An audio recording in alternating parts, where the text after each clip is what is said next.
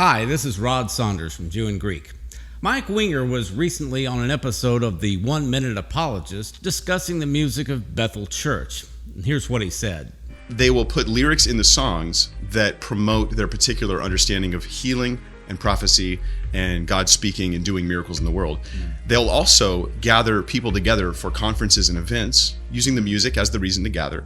And then they will teach them their new theology and their new methodology for how church is to be done. And so this has been explicitly stated by the leaders. They say we're using the music as a vehicle of getting our teaching and methodology into churches.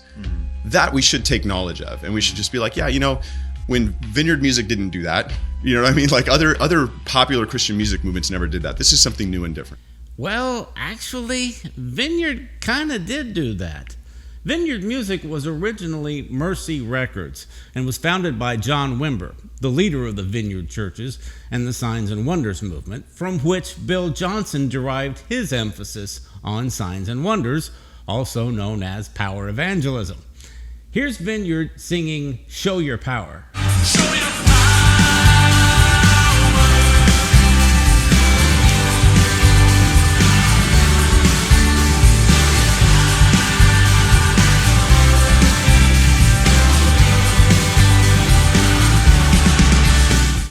And Mike Winger's church is affiliated with Calvary Chapel, and Calvary Chapel's pastor, Chuck Smith, founded Maranatha Music in 1971 to promote Jesus music.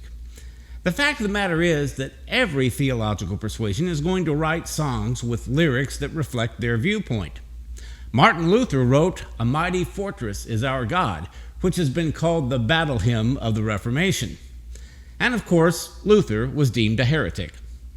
Charles Wesley wrote lyrics that presented the theology of Wesleyan Arminianism, and John and Charles Wesley were also called heretics. Fanny Crosby, who composed 8,000 hymns, wrote from the Wesleyan holiness perspective, and of course, the critics derided her songs.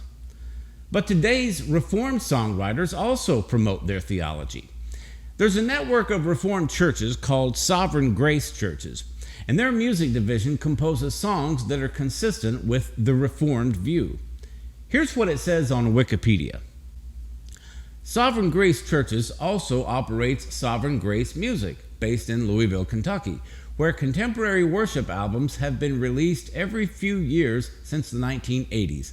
Sovereign Grace Music is directed by worship leader Bob Coughlin, former member of Christian band Glad, and is known for lyrics that are founded in biblical doctrine. Biblical doctrine is what Reformed people call Calvinism. And here's what it says about Bob Coughlin on the website for the Reformed ministry, the Gospel Coalition. Bob Coughlin is a pastor, songwriter, worship leader, and author with over 35 years of experience. After serving as a pastor in Sovereign Grace Ministries for 12 years, he assumed the role of director of Sovereign Grace Music in 1997. Through conferences, seminars, and his blog, worshipmatters.com, he seeks to equip pastors, musicians, and songwriters in the theology and practice of congregational worship. So let's dispense with this notion that Bethel is the only church out there promoting their theology through their music, okay? Bethel is just a little more open about it. And to be honest about it, they're better at it. So is Hillsong and Elevation Worship. I remember the first time I heard Unstoppable God from Elevation. I was blown away. Unstoppable God, let your glory rolling on. Impossible things in your name, they shall be done. I couldn't believe that was a Christian band. Chris Brown has an incredible voice. At the risk of showing my age, he reminds me of Peter Cetera from Chicago. And the production is first rate. And of course, Hillsong's music is legendary. And now there's The Blessing, which is phenomenal.